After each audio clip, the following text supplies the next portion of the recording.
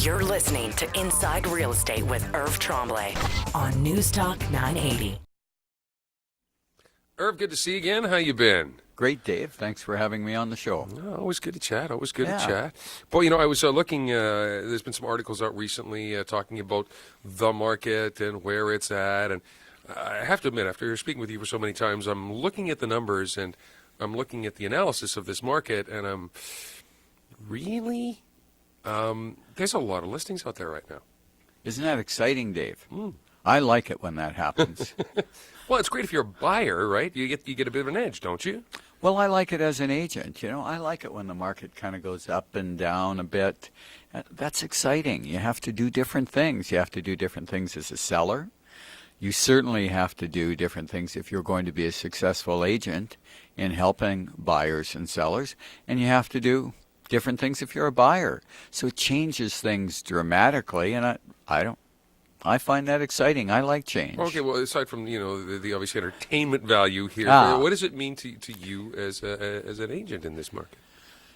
As an agent, what it means to me is that a lot of the training that I've done in the U.S. market for the last 3 or 4 years, I put to use again like I did in the latter part of 2007, which we talked about on the last show.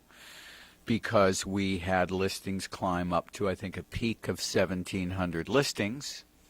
The other day, the Regina Association of Realtors reported we had 1,600 plus. So we're awfully close. Now, for August, that's a fairly substantial long-time high, isn't it, in terms of the number of listings? 10 years since we've seen 1,600 listings in August, the association reports. But what's really interesting is, in the same breath, they say it's a balanced market. Well, it seems that when a lot of associations report numbers, they always want to tell the public it's a balanced market. No, they call it balanced when there's 700 listings. They call it balanced when there's 1,000 listings. And we're calling it balanced when there's 1,600 listings. So there's a fairly wide range of balancing maneuverability in the middle there, is what you... I think there's something wrong with their scale.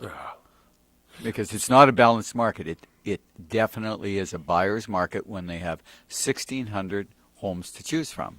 Well, it's such a large pool of homes. Sure. So what does it mean for? Well, I mean, for you, you've trained for this in this type of market situations as well. So you're comfortable. Gives you a competitive edge, I would assume.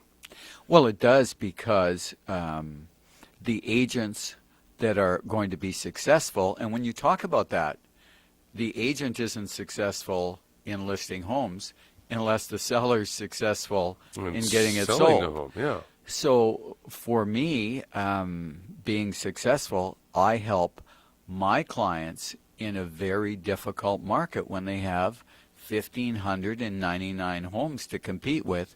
It's my expertise to guide them, if they're a motivated seller, to get their home sold. And there's several things that they can do to beat the competition out, and that's really what it's all about, to get your property sold. Well, bottom line is the bottom line. It's price it however you want, but if it's not priced at market value and the price that someone's going to buy it, it's a lot of wasted time and effort. Well, again, if we go back to that recent article from the association, it basically said sellers are advised to price their home to market conditions. Yeah. So I did laugh. I think it was Saturday or Sunday morning. I'm reading this and I'm laughing. So I guess my question to associations and people who write these articles, when don't you price your house to market conditions? Yeah. If you want to get it sold, you got to price it to market conditions. But that was, I thought, really sound advice. Now, I hear every once in a while you get the gears from some other agents from time to time on your pricing. Sure. Years ago, people would say, my competitors would say, "Oh, that Irv, he gets such high prices. He's so lucky." I think if I was selling my house, I'd list it with Irv. So, I'm lucky then when I get high prices. And what's interesting is a seller said to me the other day, or told another agent actually the other day, they had an agent out, and my name came up. I don't know how it came up, and they said, "Oh, that Irv, he prices his houses to sell." Damning with faint praise? What kind of I mean, isn't that the point behind the exercise? Sure, we don't want to leave money on the table. We don't want to overprice or sell, and I think that's a real compliment that I have the ability to guide a seller to price their house and do all the other things to sell. I don't think they'd really appreciate it if I priced their house not to sell. So are they suggesting that single-handedly the way you price is bringing the market down in the city because you're pricing at the appropriate point, which is better than competitors, right? I don't really know what they meant. That's a possibility, and I think I think when they look at my sales and you see so many sales, they're saying, "Oh, well, he prices the house to sell," and I think they're hinting that those prices are low, and really they're not.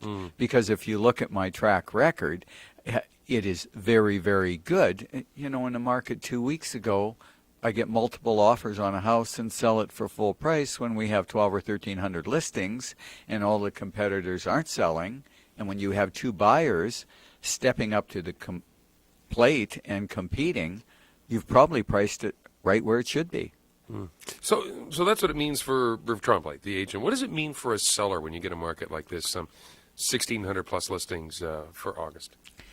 They want to interview the best agent they can find with a tremendous amount of experience and track record in showing that they know how to work in a declining market. I can go back to the fall of 2007. And the last half of 2007 was a terrific year for me because we were on top of pricing. And again, that's not giving the property away, but pricing it correctly. So the first thing they need to do is interview an agent and get that track record. Not the track record from January or February of 2007 or some periods of 2008, because we know that in some of those months, a real good chimpanzee could have picked a price and the house might have sold. You want track record in a more difficult market. And the best market I could say to compare would be the fall of 2007. So you want to see track record and get their idea, their advice on what to do to beat the competition out and get the property sold. You want to see that plan.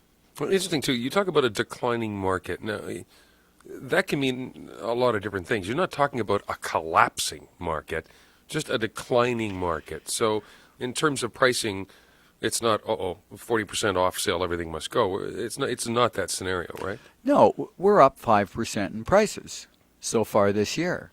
And I think prices will tail off, and we may end up at a 3% increase. It could be 4. You know, I can't make that prediction, but it's probably going to be less than 5 with this many listings. So the market is pretty good. You have to adjust to that market now when you come on, because if you don't, your home isn't going to sell with all the competition.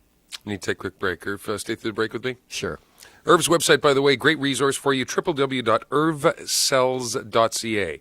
That's irvsells.ca. Or you can call Irv at 790-3753, 790-3753. You're listening to Inside Real Estate with Irv Tremblay from Century 21.